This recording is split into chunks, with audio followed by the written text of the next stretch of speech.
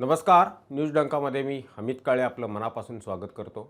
आज बलिप्रतिपदा आणि दिवाळी पाडवा.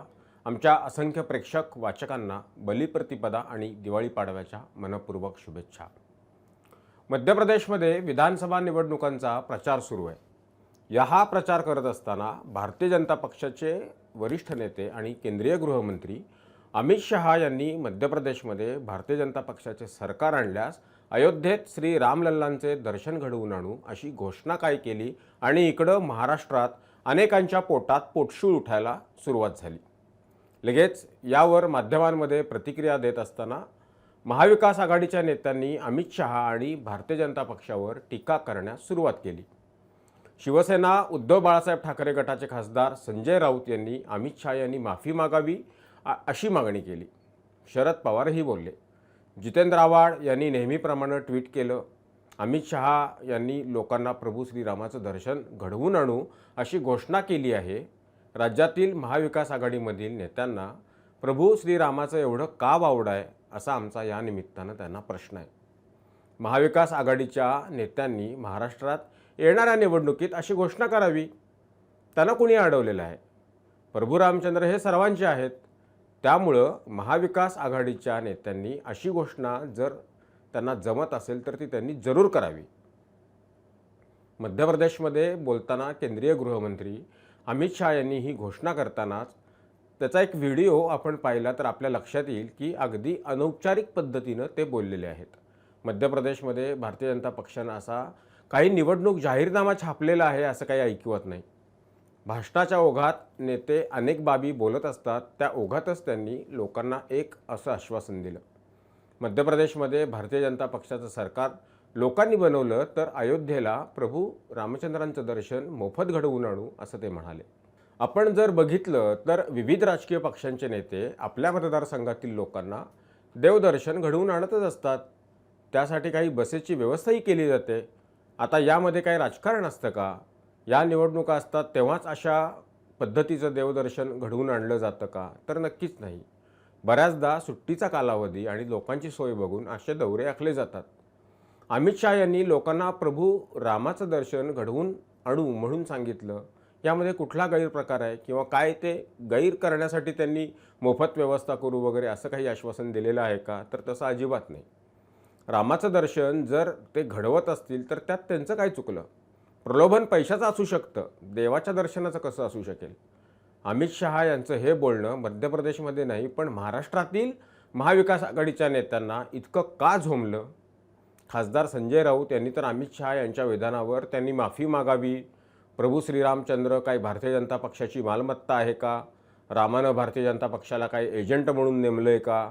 असली काहीतरी विधानं केली आणि असे काहीतरी प्रश्न उपस्थित केले. मला मत दिलं तर रामलल्ला तुम्हाला दर्शन देईल, नाही दिलं तर आम्ही ठरवू दर्शन द्यायचं की नाही.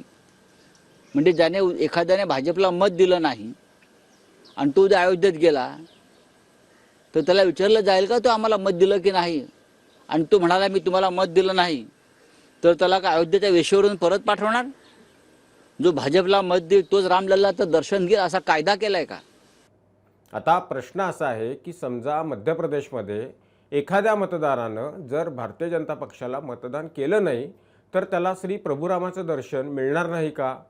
तर अशातला काही भाग नाही. देवाचं दर्शन कोणीही घेऊ शकतो. अमित शहा यांनी त्यांच्या भाषणात असं कुठंच म्हटलेलं नाही की आम्हाला मतदान केलं नाही तर आम्ही प्रभू रामाचं दर्शन घेऊ देणार नाही वगैरे. जर अमित शहा असं बोलले असते तर ती बातमी नक्की झाली असती. पण ते असं कुठंच म्हणालेले नाहीत. त्यांनी एक लोकांना आव्हान केलं इतकंच काय ते त्यांच्या या विधानाचा आपण अर्थ काढू शकतो. हे राम मंदिर मोठ्या संघर्षातून उभं होत आहे हे सगळ्या देशाला माहिती आहे. या संघर्षात प्रत्यक्ष सहभाग घेतलेल्या सर्वच रामभक्तांचं योगदान आहे हे कोणीही नाकारलेलं नाही. देव हा सगळ्यांचा असतो, ती कोणाची खाजगी मालमत्ता नसते. त्यांचं दर्शन कोणीही घेऊ शकतो.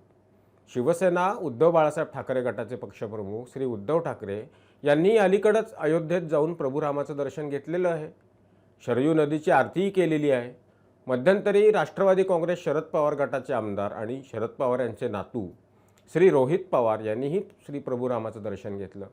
मुद्दा असा आहे की भारतीय जनता पक्षाच्या एखाद्या नेत्यानं लोकांना रामाचं दर्शन घडवून आणलं जाईल अशी घोषणा केली आणि यांच्या पोटात गोळा आला. जितेंद्र आव्हाड यांनी तर भारतीय जनता पक्षावर टीका करताना भाजपकडून प्रभू श्रीरामाला पॉलिटिकल टूल बनवलं जात असल्याची टीका केली. प्रभू श्रीरामचंद्र हे काही भारतीय जनता पक्षाचं पॉलिटिकल टूल कसं असू शकेल?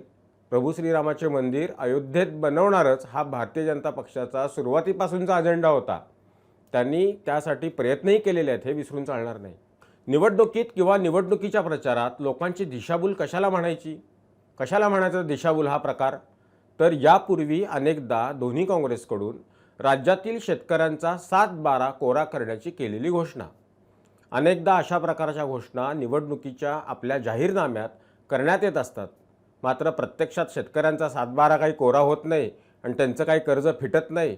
हा प्रकार म्हणजे शेतकऱ्यांच्या भावनेशी खेळण्याचा प्रकार आहे. प्रभू श्रीरामाचं दर्शन घडवून आणून देतो असं म्हणणं म्हणजे श्रद्धेशी खेळ कसा होईल, असा प्रश्न या निमित्तानं पडतो. तेव्हा हा व्हिडिओ आपल्याला कसा वाटला ते आम्हाला जरूर कळवा. आवडल्यास तो लाईक करा, शेअर करा आणि आमचं चॅनल सबस्क्राईब करायला विसरू नका. धन्यवाद.